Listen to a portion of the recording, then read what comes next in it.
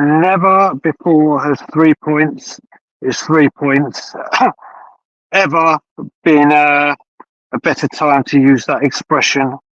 My God, Tottenham Hotspur doing the hard way, things the hard way since 1882. Ooh, let's go through this. Let's go through this. First half, team selection looked strong, looked great, and started that first half with some beautiful, breathtaking, great football, outstanding football. Really looked like we were up for it. Really looked like this was going to be a day where it could be a Newcastle score even more. Um, Started nice passing, everyone doing their job well. Obviously, Romero looked like he picked up a little knock at the beginning. Obviously, we were to know later that it was worse than first feared. But we started that first half brilliantly, and the build-up for the first goal with Porro and Johnson before squaring it to the man on fire at the moment, the pigeon.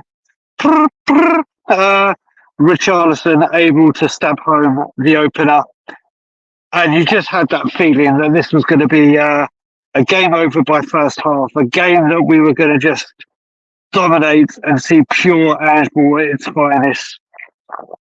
And we continued to do so. And we got the second goal with Heung-min Son. Heung-min Son after a corner, and then Brennan Johnson having a shot parried. Heung-min Son there for the rebound. 2-1. Some of the passing in the middle of the pitch, 2-0, sorry, 2-0. Some of the passing, the one-touch passing moves, the fluency of our football was just a joy to behold, a joy to see. Could have had more, should have had more. We didn't, but we looked like we were cruising. It looked like it was easy street. And then obviously we got to the tail end of the second half, and Everton just looked destined to score, didn't they? They really did look like they were destined to score. Attempts after attempts, and we just got sloppy. I don't know why it happens. In patches, we look absolutely incredible world beaters, and then for other segments, we just looked absolutely clueless, devoid of any sense of what we wanted to do. It's staggering how it could go from being so great to so lackluster. We rode our luck a lot. Luck a lot in the end of that first half, and half time could not have come quicker. Porro had a great first half. Richarlison was doing bits. Johnson looked good. Johnson did look good in that first half. In fact, there was a lot of positives to take from some of that football in the first half. And just thankfully, they weren't able to capitalise on their dominance at the end of the first half. And then the second half, my God, I don't know if everyone watching this, whether you're at the stadium, whether you're watching watch-alongs, whether you're in a pub, whether you're at home, wherever you were, when you saw Dyer coming on, you would have got a bit nervous.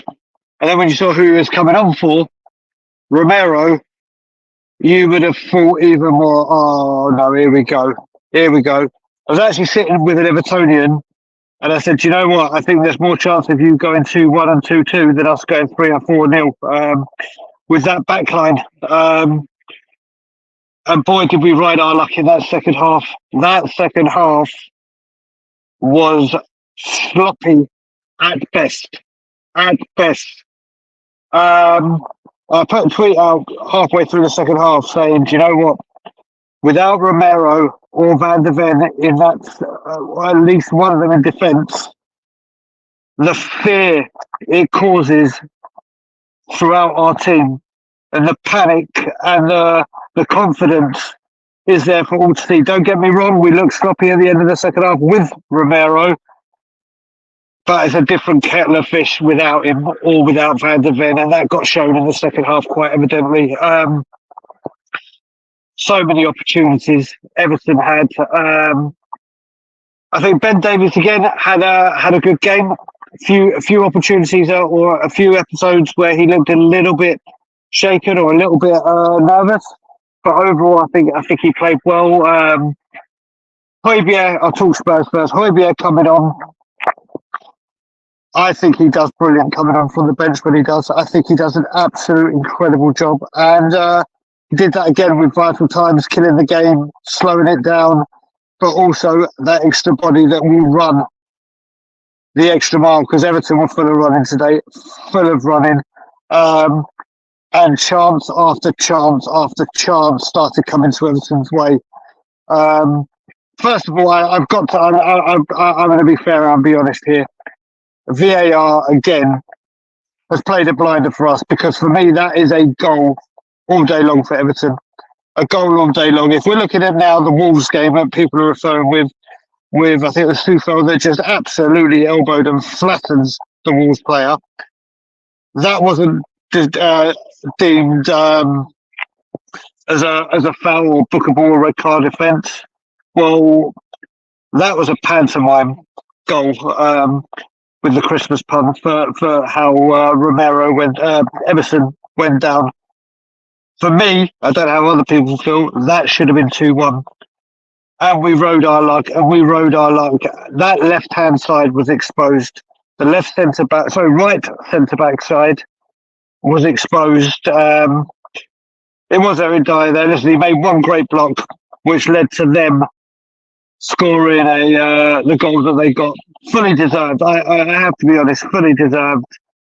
Dan Juma, my God, did he look like a man wanting to come back and haunt us. But the levels in the team in the second half all dropped. And I think it was sheer panic, in my opinion. Listen, you can look at it whatever way you want, but you can sense it in the stadium. You can definitely sense it here in the Scotland Yard, the world famous home of Toronto Spurs. It just goes to show how badly we need this centre back to come in quick. Seeing Romero with his ice pack on was not a good sign. Hopefully it's just a precaution and he'll be available for Brighton, please God. Let's hope that's not another hamstring. Just as Mickey is coming back, to have Romero out with a suspension, my beg your pardon, an injury will not be good news for us, but we were very, very lucky. The save from Vicario right at the end. Who knows if that goal would have been disallowed for offside? Should that not have come off Vicario and went off the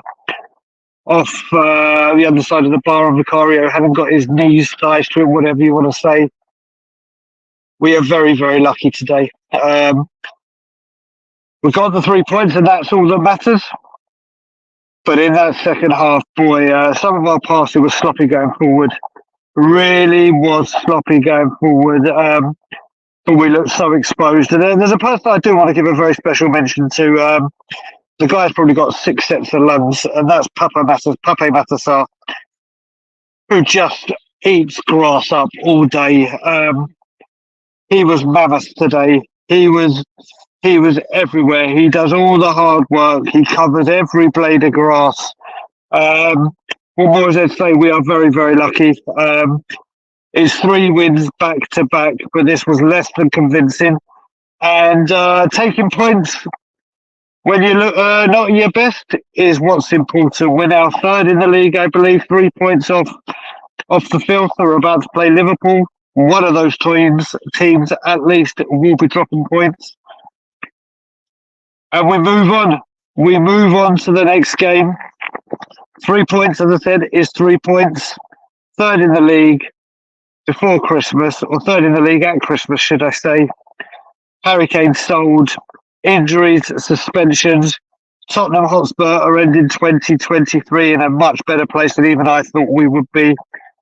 We move on. We go on. Wishing every single person a very Merry Christmas and a very happy and healthy New Year.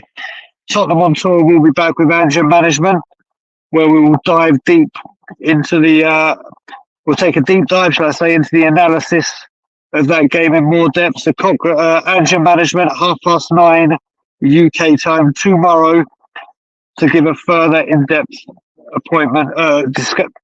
further breakdown of our 2-1 win against Everton. Like I said, everyone that's watching, wherever you are, whatever you celebrate, Happy holidays. Spend great time with your family and friends. Happy and healthy New Year. May 2024 bring all of you whatever you wish for and desire. And may it be a year that we're only blessed with good health and happiness, as well as love and laughter. Like, comment, share, subscribe, and as always, Levy out.